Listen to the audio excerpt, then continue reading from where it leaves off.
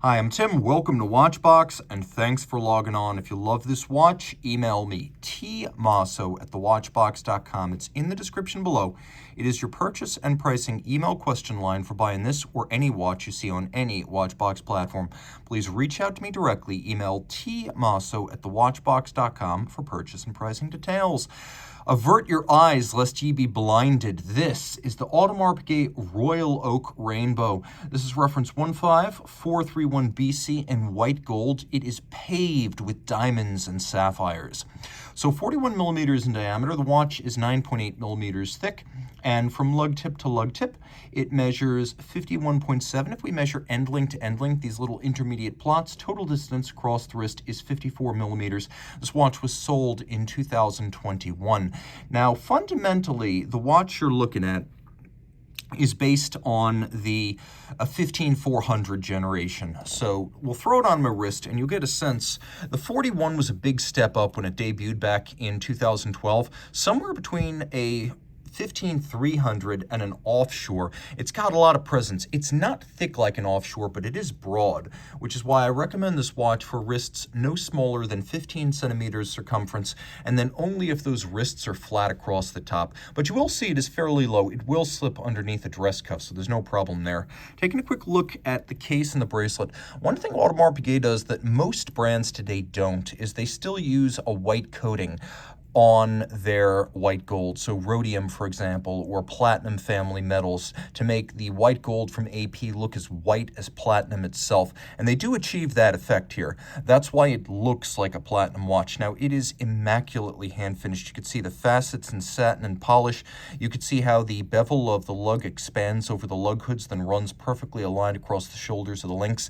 How the intermediate links are polished on their end, a wonderful detail that's easily missed. Satination, longitudinal across the bracelet and vertical on the flanks. You can see how the character line of the bezel continues into the mid case and the case back. We have faceting of the case, faceting of the bezel. You can see the bezel is both satinated and polished. You can see how the bracelet tapers down. It takes 9 to 11 hours to hand finish the bracelet by itself. Removable links fixed in place using screws. We have a double folding clasp that's quite robust, and Royal Oak clasps have become more robust over the years. This one feels solid enough to go on an offshore. So double fold, it's a sequential close with the AP logo closing second.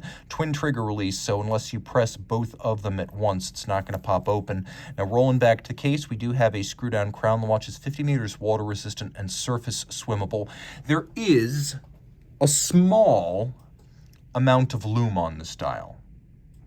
That said, it's really best appreciated in the light.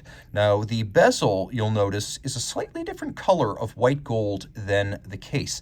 And there must be something to the fabrication of the bezel, because it's entirely set by hand, that precludes rhodium plating. As you can see that there's a tonal contrast between the warmth of the bezel and the blazing white of the case. You can also see that the white of the bezel matches the white gold of the bezel bolts. In general, on Royal Oaks that are not offshores, these bolts are always gold. So we have a lovely set of sapphires, and they are colored sapphires, giving us a rainbow ring around a center dial that is pavé. It is paved with diamonds, brilliant cut, and then we have baguette gems for the hour indices stacked double high. Very special stuff with white gold hands at center, and you can tell that time and effort went into this to make sure that all the gems were of comparable color, clarity, and carats, so there'd be no shift in size or gradient in color or clarity of the gems.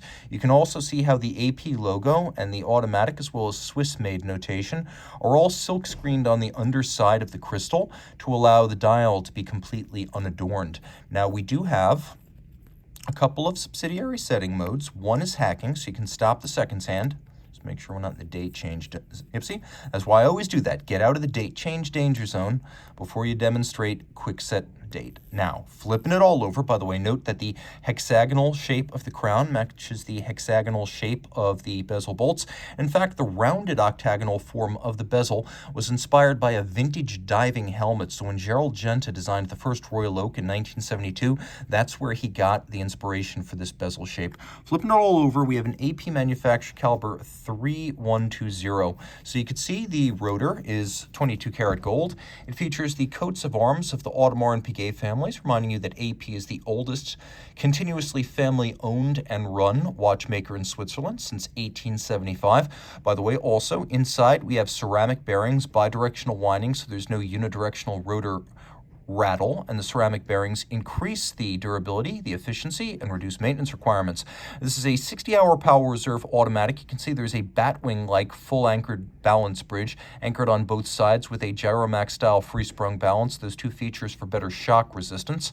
And then it beats away at 3 hertz or 21,600 vibrations per hour, and all of this pivoting on 40 joules. This is the same base movement used in the offshore. It is a sports watch base movement, and that's very tough, with a judicious blend of manual and hand finishing. It is a good-looking movement in a good-looking watch. So reach out to Team Mosso at thewatchbox.com for purchase and pricing details.